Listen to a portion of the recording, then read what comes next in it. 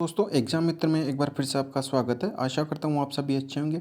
दोस्तों आज की इस वीडियो में हम बात करेंगे आईसीएआर के एग्ज़ाम के बारे में। ICAR Indian council of agriculture research, जिसका एग्ज़ाम है वो नेशनल टेस्टिंग एजेंसी एनटीए के द्वारा कंडक्ट करवाया जाता है। ये ईयरली बेस एग्ज़ाम है जो एग्रीकल्चर कॉलेजेज हैं, तो अगर उनमें आपको एडमिशन लेना है तो आपको आईसीएआर का एग्ज़ाम है वो आपको देना होगा। तो उसकी एप्लीकेशन प्रोसेस क्या रहेगी, एलिजिबिलिटी क्राइटेरिया क्या है, कौन कौन से कोर्सेज हैं जो ऑफ़र किए जाते हैं, साथ ही एग्ज़ाम पैटर्न क्या रहेगा, सिलेबस क्या रहने वाला है और स्टडी मटेरियल आपको क्या रीड करना है जिससे कि आपका आईसीआर में सिलेक्शन हो सके।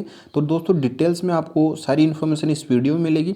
आप वीडियो को शुरू से अंत तक ज़रूर देखिए। दोस्तों अगर आप हमारे चैनल पर नए हैं तो चैनल को सब्सक्राइब कीजिए और बेल आइकन को जरूर दबाइए जिससे कि आने वाले सभी वीडियोज़ की नोटिफिकेशन आपको मिल सकें।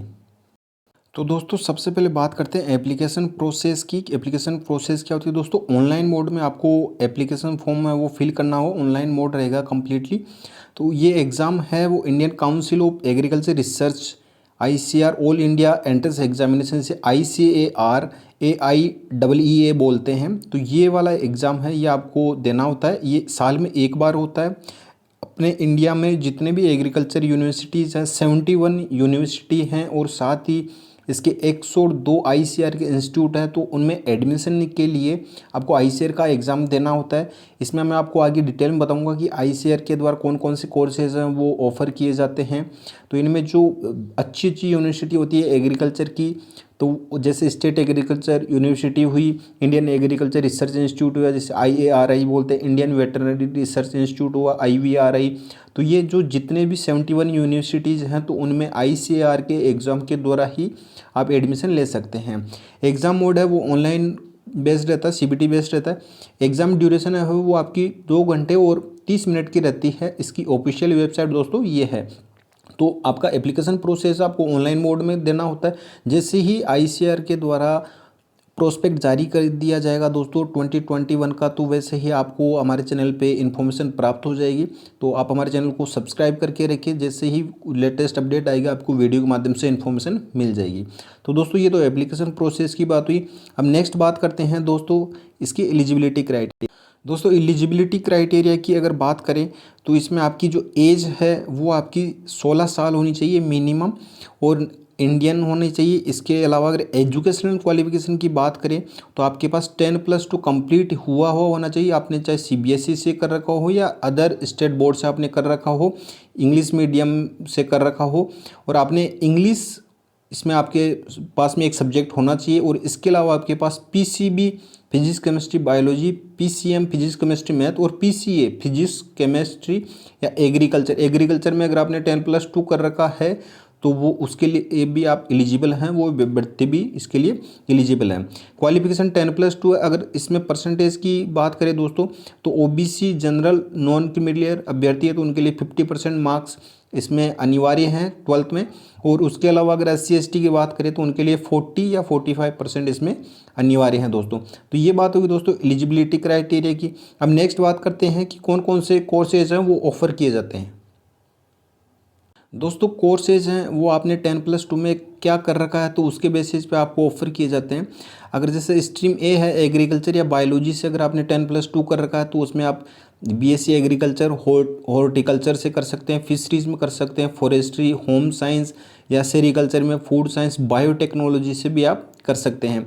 अगर आपके मैथमेटिक्स है तो उसमें आप एग्रीकल्चर इंजीनियरिंग कर सकते हैं, डेयरी टेक्नोलॉजी कर सकते हैं, एग्रीकल्चर मार्केटिंग एंड कोऑपरेशन कर सकते हैं, फॉरेस्ट्री, फूड साइंस, बायोटेक्नोलॉजी इसमें आप ये कर सकते हैं। तो ये कोर्सेज ऑफर किए जाते हैं दोस्तों। काफ़ी सीट रहती है तो अभ्यर्थी को इन्फॉर्मेशन नहीं होने की वजह से दोस्तों उनके पास कोई ऑप्शन नहीं रहता है। तो 10+2 जिन अभ्यर्थी ने PCB से या PCM से कर रखा है तो वो अधिकतर अभ्यर्थी है वो मेडिकल फील्ड में जाना पसंद करते हैं या इंजीनियरिंग फील्ड में। लेकिन एग्रीकल्चर फील्ड भी है दोस्तों, तो अगर आप इसमें करियर बनाना चाहते हैं तो इसमें भी आप अपना करियर बना सकते हैं।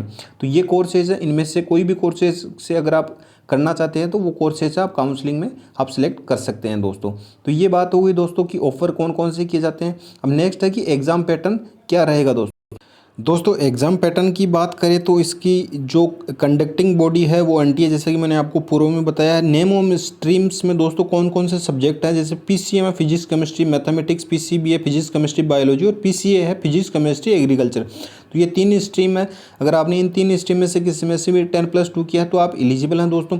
अब एग्ज़ाम मोड है दोस्तों वो ऑनलाइन बेस्ड होता है और एग्ज़ाम मीडियम है दोस्तों हिंदी और इंग्लिश दोनों में होता है। अगर आप काफ़ी सारे अभ्यर्थियों के मन में होता है कि सर एग्ज़ाम मोड है वो इंग्लिश में होगा या हिंदी में होगा, तो दोस्तों हिंदी और इंग्लिश दोनों में होता है। अगर एग्ज़ाम ड्यूरेशन की बात करें तो इसमें 2 आवर्स 30 मिनट लगते हैं ये, और एग्ज़ाम टाइमिंग का दोस्तों 9:30 to 12 PM तक रहता है। और मल्टीपल चॉइस क्वेश्चन होते हैं, टोटल 150 क्वेश्चन रहते हैं। और नेगेटिव मार्किंग भी दोस्तों इसमें आपके 1/3 रहती है। तो अगर आपने 1/4 रहती है दोस्तों, इस अगर आपने एक क्वेश्चन गलत किया है तो आपका 1 मार्क्स इसमें से माइनस हो जाता है। और टोटल दोस्तों इसमें आपके 50-50 मार्क्स के आपके एग्ज़ाम के क्वेश्चन रहते हैं, जो आपका हर सब्जेक्ट में से आपके प्रत्येक सब्जेक्ट में से 50 क्वेश्चन आते हैं। तो टोटल ये आपके 150 क्वेश्चन हो जाते हैं, 150 क्वेश्चन हो जाते हैं दोस्तों। तो 150 क्वेश्चन होते हैं दोस्तों। इन एक क्वेश्चन की जो मार्किंग है वो 4 नंबर की है, तो टोटल ये 600 मार्क्स का आपका टोटल पेपर होता है। अब इसमें फिजिक्स केमिस्ट्री है दोस्तों, ये सभी में रहती है, चाहे आप पीसीबी से हो, पीसीएम या पीसीए से हो, तो इनमें फिजिक्स केमिस्ट्री तो सभी में रहती है। अब इसके अलावा अगर आपने बायोलॉजी है या मैथमेटिक्स है या आपके पास एग्रीकल्चर है तो ये एक सब्जेक्ट आपके पास अलग से रहता है। तो आपको इस एक सब्जेक्ट की है वो अलग से करनी होती है। अगर बायोलॉजी के अभ्यर्थी हैं तो उन्हें बायोलॉजी पढ़ना होता है, मैथमेटिक्स के हैं तो उन्हें मैथमेटिक्स, और एग्रीकल्चर के हैं तो उन्हें एग्रीकल्चर पढ़ना होता है। तो ये 3 सब्जेक्ट होते हैं दोस्तों, और फिजिक्स केमिस्ट्री सब में कॉमन होती है दोस्तों।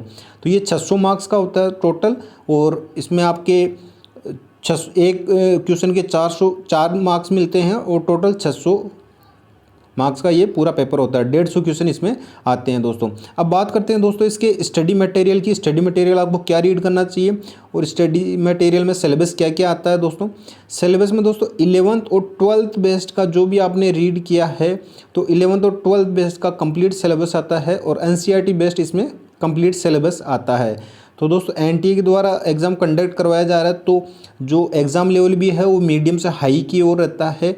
तो आपको एनसीईआरटी बेस्ड जो बुक्स हैं वो आपको कंप्लीट रीड करनी होती है, फिजिक्स केमिस्ट्री बायोलॉजी मैथमेटिक्स या एग्रीकल्चर की। तो इनमें से अगर आप जो जिसके लिए भी अप्लाई करना चाहते हैं तो वो आपको रीड करनी होती है। अब आपको स्टडी मटेरियल कहाँ से पढ़ना है, क्या पढ़ना है दोस्तों, वो भी आपको अभी मैं बता देता हूँ। तो फिजिक्स केमिस्ट्री मैथमेटिक्स बायोलॉजी और एग्रीकल्चर, तो ये सब्जेक्ट होते हैं एनसीईआरटी बेस्ड, सारा का सारा सिलेबस होता है। तो अगर आपको नीट का अगर आप प्रिपरेशन करें तो उन अभ्यर्थियों के लिए ईजी रहता है। और आपको कंप्लीट मॉड्यूल पढ़ना होता है दोस्तों 11th और 12th बेस्ड के। कंप्लीट मॉड्यूल में दोस्तों 11th और 12th बेस्ड का जो भी सिलेबस है वो आप उसमें एक मॉड्यूल में ही कंप्लीट कर पाते हो। और एनसीईआरटी तो दोस्तों आपको ज़रूर ही प्रेफर करनी चाहिए, क्योंकि एनसीईआरटी सबसे ज़्यादा ज़रूरी होती है दोस्तों। तो दोस्तों स्टडी मटेरियल की अगर बात करें तो स्टडी मटेरियल मैंने आपके लिए कलेक्शन बनाया है, जिसमें आपको कंप्लीट मॉड्यूल 11th और 12th बेस्ड पे हिंदी लैंग्वेज में आपको मिल जाएगा। फिजिक्स का, केमिस्ट्री का और बायोलॉजी का तीनों का सेपरेट इसके लिंक हैं वो आपको डिस्क्रिप्शन बॉक्स में मिल जाएंगे।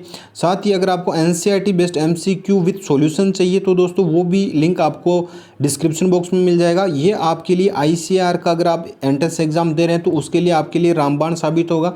अगर दोस्तों आपने ये वाले मॉड्यूल और एनसीईआरटी बेस्ड एमसीक्यू आपने कंप्लीट कर लिए तो 100% श्योरिटी मेरी तरफ से दोस्तों आपका आईसीएआर में बेस्ट से बेस्ट कॉलेज है वो आपको मिल जाएगी। तो दोस्तों ये आपको समय से पूर्व ही इनकी प्रिपरेशन स्टार्ट करनी है। आपको एनसीईआरटी बेस्ड चैप्टर वाइज है दोस्तों, ऑब्जेक्टिव फिजिक्स केमिस्ट्री बायोलॉजी का विद सॉल्यूशन के साथ में आपको ये डिटेल्स में एनसीईआरटी बेस्ड मिल जाएगी।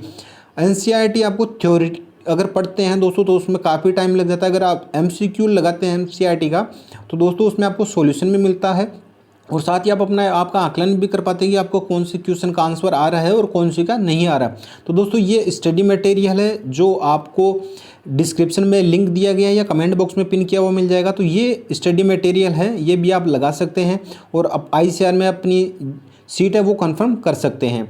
और दोस्तों ये कंप्लीट मॉड्यूल है, ये हिंदी लैंग्वेज में है, फिजिक्स, केमिस्ट्री और बायोलॉजी का। इसमें आपको 11th और 12th का एनसीईआरटी बेस्ड थ्योरी नहीं पढ़नी पड़ेगी, इसमें आपको डिटेल्स में हर एक चैप्टर को समझाया गया, हर एक टॉपिक को अच्छे से डायग्राम के साथ में समझाया गया। और साथ ही जैसे ही चैप्टर या खत्म होता है तो उसके जस्ट नीचे आपको एक्सरसाइज भी देखने को मिलेगी विद सॉल्यूशन के साथ में।